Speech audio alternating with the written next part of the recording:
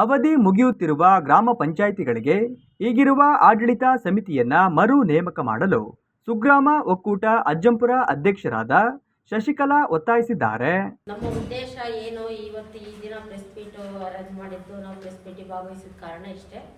ನಮಗೆ ಅವಧಿ ಫೆಬ್ರವರಿ 2ಕ್ಕೆ ಅವಧಿ ಮುಗಿತಾ ಇದೆ. 16ನೇ ತಾರೀಕು ಏನು ಕರ್ನಾಟಕ ಸರ್ಕಾರ ಆದೇಶ ತಂದಿದೆಯೋ ಆ ಆದೇಶನ ಹಿಂಪಡಿಬೇಕು.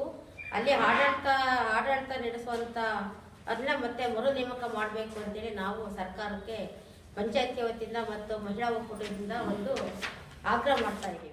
ಪತ್ರಿಕಾ ಪ್ರಕಟಣೆ ಹೊರಡಿಸಿರುವ ಅವರು ದಿನಾಂಕ 16/1/2026ರಂದು ಕರ್ನಾಟಕ ಸರ್ಕಾರವು ಆದೇಶ ಹೊರಡಿಸಿ ಕರ್ನಾಟಕ ಗ್ರಾಮ ಸ್ವರಾಜ್ ಮತ್ತು ಪಂಚಾಯತ್ ರಾಜ್ ಅಧಿನಿಯಮ 1993ರ ಪ್ರಕರಣದ ಅನ್ವಯ ಆಡಳಿತಾವಧಿ ಮುಗಿಯುತ್ತಿರುವ ಗ್ರಾಮ ಪಂಚಾಯಿತಿಗಳಿಗೆ ಆಡಳಿತ ಅಧಿಕಾರಿಗಳನ್ನು ನೇಮಿಸುವಂತೆ ಜಿಲ್ಲಾಧಿಕಾರಿಗಳಿಗೆ ಆದೇಶಿಸಿರುತ್ತದೆ.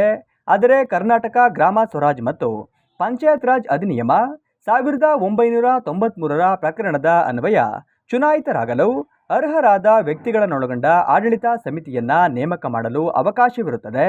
ರಾಜ್ಯ ಸರ್ಕಾರವು ಪ್ರಜಾಪ್ರಭುತ್ವ ವ್ಯವಸ್ಥೆಯಲ್ಲಿ ಪ್ರಜಾಪ್ರತಿನಿಧಿಗಳಿಗೆ ಅವಕಾಶ ನೀಡದೆ ಅಧಿಕಾರಿಗಳಿಗೆ ಆಡಳಿತ ನಡೆಸುವ ಅವಕಾಶ ನೀಡುವ ಮೂಲಕ ಪ್ರಜಾಪ್ರಭುತ್ವ ವಿರೋಧಿ ನಡೆಯನ್ನ ನಡೆಸುತ್ತಿದೆ.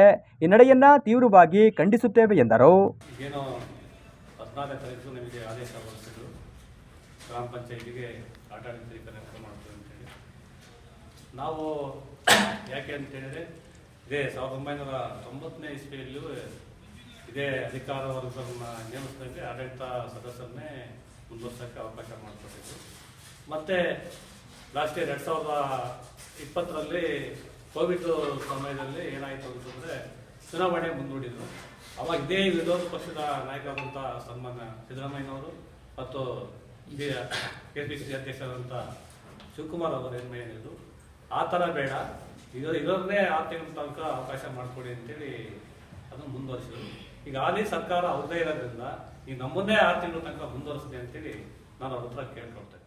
ಸರ್ಕಾರದ ಒಂದು ಏನು ಅಧಿಕಾರದ ಆಡಳಿತಾಧಿಕಾರಿನ ನೇಮಕ ಮಾಡ್ತೀವಿ ಅನ್ನೋ ಒಂದು ಇದಕ್ಕೆ ನಾವು ಜಾಸ್ತಿ ಹೋರಾಟ ಮಾಡಬೇಕು ಸರ್ಕಾರದ ಲೆವೆಲ್ಲಿಗೆ ಅಂತೇಳಿ ರಾಜ್ಯಾದ್ಯಂತ ಹೋರಾಟ ಮಾಡಲಿಕ್ಕೆ 27ನೇ ತಾರೀಕು ನಾವು ನಮ್ಮ ರಾಜ್ಯಾಧ್ಯಕ್ಷರು ಕರೆ ಕೊಟ್ಟಿದ್ದಾರೆ. ನಾವು ಅಲ್ಲೂ ಹೋರಾಟ ಮಾಡ್ತೀವಿ.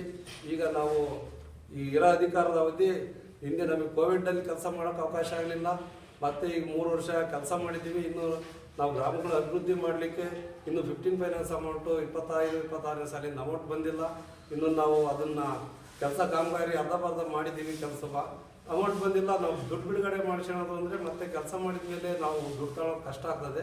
ಆ ಕಾರಣಕ್ಕೆ ಈ ಎಲೆಕ್ಷನ್ ಆಗೋವರೆಗೂ ನಮಗೆ ಅಧಿಕಾರ ನಾವು 6 ತಿಂಗಳು ಮುಂದುವರಿಸಬೇಕು.